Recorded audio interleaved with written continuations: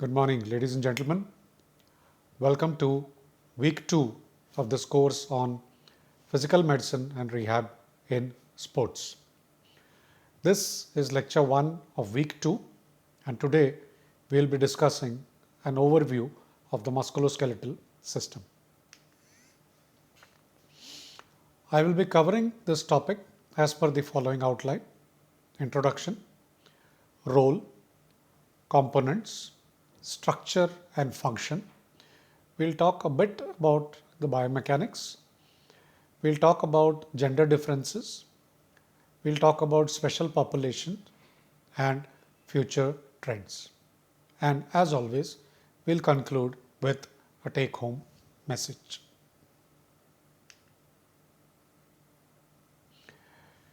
The musculoskeletal system comprises of bones, muscles, joints, tendons, and ligaments, which work together to facilitate movement, to provide a structural support or a structural framework for the muscles and the other body tissues to be attached, and protect vital organs.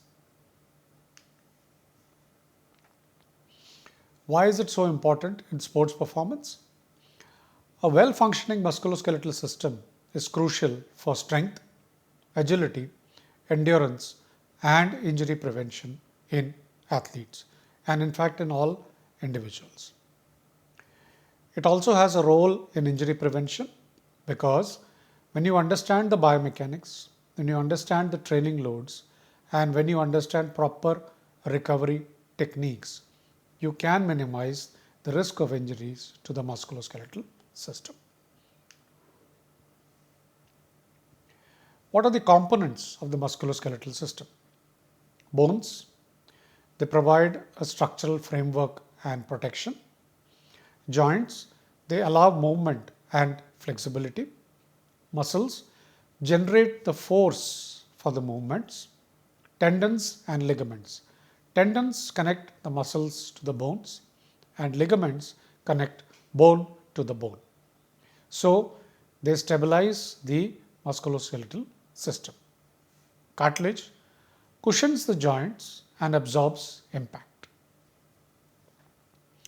All this is controlled by something called nervous system, and a proper integration of the nervous system is required for coordination of movement and for proprioception. Let's talk about the structure and function of bones.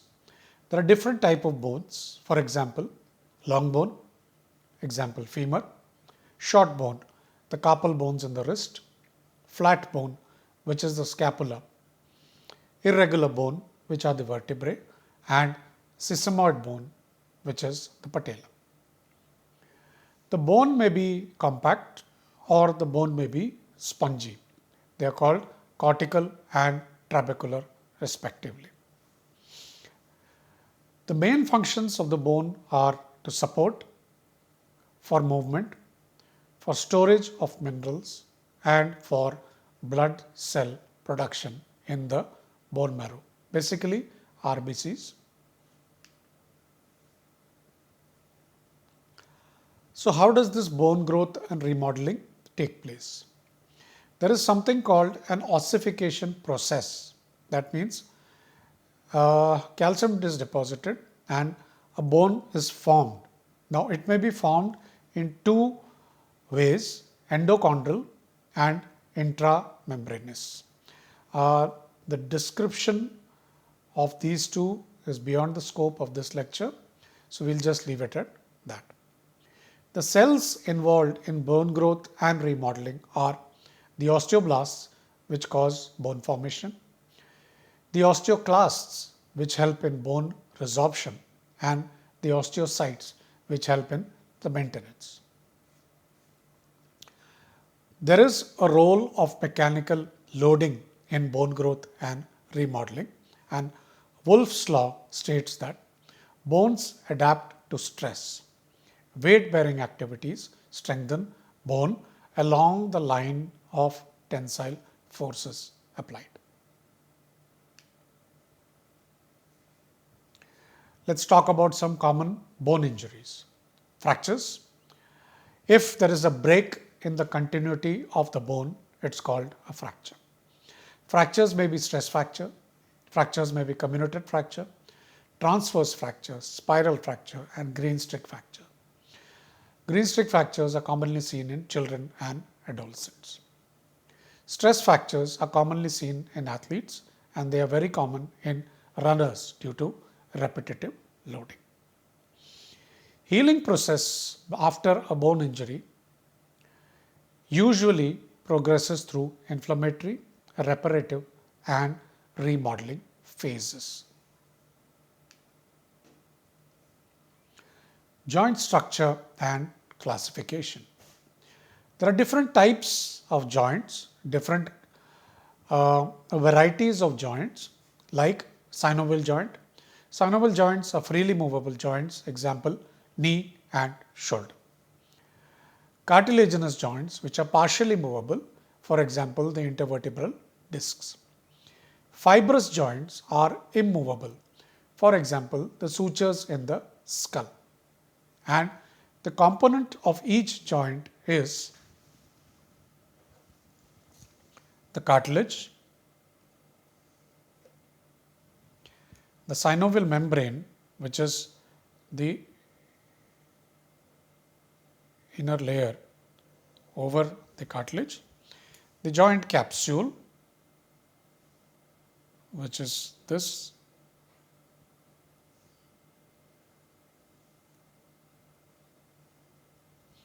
and the ligaments around the joint. So these are the common components of a joint, and most common studied joint, I would say, is the synovial joint.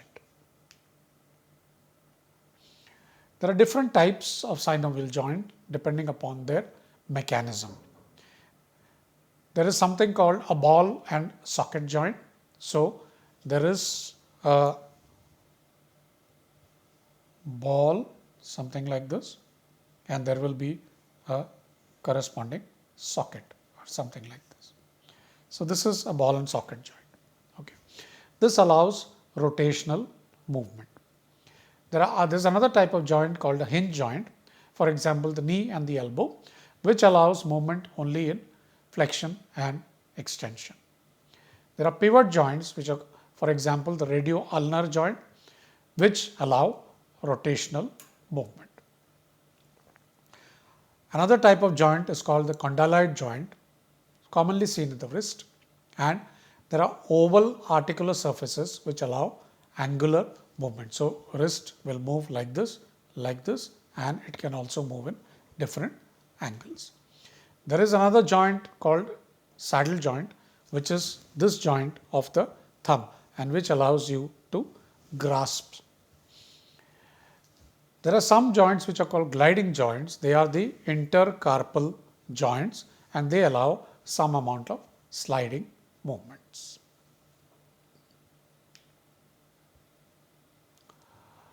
Let's talk about some common joint injuries. You may have sprains. These are ligament injuries from overstretching or tearing. You may have dislocations and subluxations wherein the bones are forced out of alignment. If the articular surfaces of the joint are completely deranged, then it is called a dislocation. If they are partially in contact, it's called a subluxation. You may also have degenerative conditions in the joint such as osteoarthritis and rheumatoid arthritis. Let's talk about muscles now. There are various types of muscles: skeletal muscle, cardiac muscle, and smooth muscle, of which skeletal muscle is a voluntary muscle, cardiac and smooth muscles are involuntary. The muscles are comprised of muscle fibers, of which there is something called type 1 fiber, which is a slow twitch and endurance type of fiber. There is another type of fiber called type 2A, which is a fast twitch and moderate endurance, and type 2B, which is a fast twitch and explosive power. What is the role in movement and posture? Muscles generate force and maintain balance. There are different types of muscle contractions. For example, if I'm trying to lift a heavy load and the load is very heavy, I'm not able to lift it. There is a contraction, but there is no change in the muscle length. If that is so, it is called an isometric contraction. If I'm doing a biceps curl, the muscle is contracting and shortening. This is called a concentric contraction. If I'm grabbing a dumbbell and I'm slowly lowering it down with a controlled movement. So the muscle is under tension, but it is lengthening. So this is called an eccentric contraction. There are some common muscle injuries such as strains, which are due to overstretching or tearing of the muscle fibers. There may be muscle contusions, which is due to a blunt trauma, and there may be bruising because of that. There is another condition called delayed onset muscle soreness. What happens is after you do a bout of exercise, the next day you get pain and soreness. Now this is because of micro tears in the muscle and because of low grade inflammation. Gradually it will go away. Generally, mild and moderate cases of DOMS do not require any treatment. Tendons and their function. Tendons are comprised of dense connective tissue that connect muscle to bone. It has a very important role in force transmission and transfers the muscle contraction forces to the bones for movement. Tendons have an adaptation to training in which they strengthen with resistance training. Common tendon injuries are tendinitis, which is an acute form of tendon injury, and tendinosis, which is a chronic overuse type of tendon injuries. Achilles tendinopathy is seen very commonly in runners, and rotator cuff tendinopathy is seen commonly in overhead athletes. Ligaments. They connect bone to bone and stabilize the joints. There are two types of ligaments: elastic ligaments, which allow a minimal amount of movement, and non-elastic ligaments, which do not allow any movement. Ligaments have a role in joint stability in which they prevent excessive movement that may cause injury. Common ligament injuries are anterior cruciate ligament injury, medial collateral ligament injuries, which are common in cutting and pivoting sports and affect the knee joint. Ankle sprains are very commonly seen in the lateral ankle ligaments because of twisting injuries to the ankle. There is a problem with ligament injuries in which the blood supply to ligaments are limited and healing is slow because of that, and this affects the healing and the rehabilitation process. Cartilage. There are different types of cartilage such as hyaline cartilage, which is present on the joint surfaces, fibrocartilage, which is present inside the knee joint in the form of menisci, and elastic cartilage, which is present in the ear. The main role of cartilage is to absorb the shock and to distribute forces to protect the bones. The secondary role is to allow ice on ice movements inside the joint. Cartilage has poor blood supply, and that is why the healing capacity is limited and often leads to slow recovery. The common cartilage injuries seen in sport are meniscal tears, which are common in the knee joint, chondral defects, which are common in the knee and the hip joint, and this is because of damage to the articular cartilage. There is also a condition called osteochondritis dissecans, in which the bone and the cartilage will detach and separate out.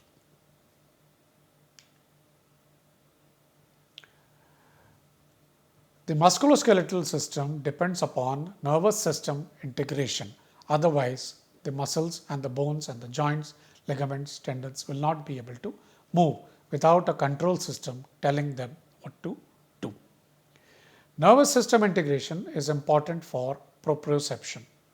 Proprioception is the body's ability to sense position and movement. For example, if I keep my arm in this position and I close my eyes, I still know my thumb is here, my fingers are here, my wrist is moving in this direction. This ability is called proprioception. This is because of the control from the brain to the muscle.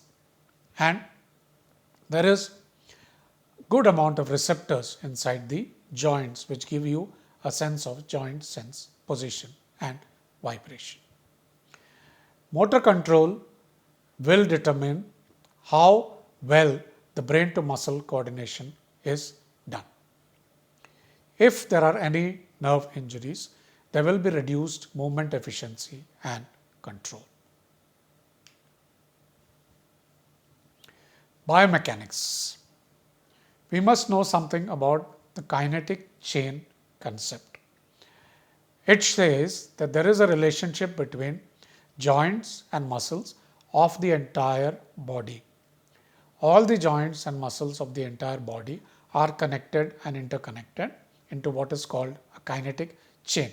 And any movement affecting one joint or one muscle of the body will have a corresponding effect on the other joints and muscles of the body.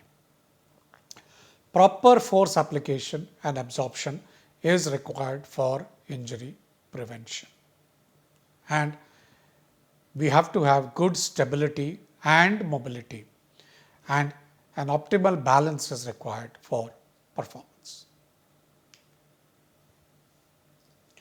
What is the role in sports performance? We have to have good amount of strength and power development. Otherwise, athletic success is not possible. If you have good proper conditioning, it will reduce the injury risk to the athlete. And muscles and bones adapt to training stress by a process called recovery and adaptation.